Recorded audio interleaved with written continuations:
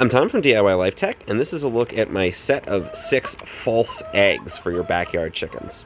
So these are false eggs. They're wooden, and they look really realistic. And you may be wondering, if you don't have chickens, or maybe even if you do have chickens, why would you need a false egg?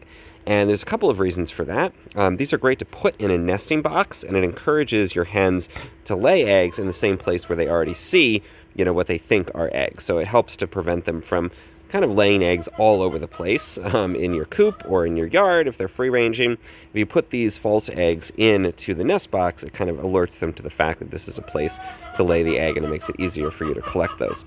These are also helpful if you have a chicken that starts to engage in egg eating. That can be a destructive behavior for chickens, and one of the ways to help to solve it is to put these false eggs around the coop, and when they go to peck these thinking that they're going to get a snack, instead they realize it's hard and they kind of peck at it and give up, and ultimately hopefully will stop pecking at real eggs as well. So a couple of reasons you might want to use these, and again, it is super realistic.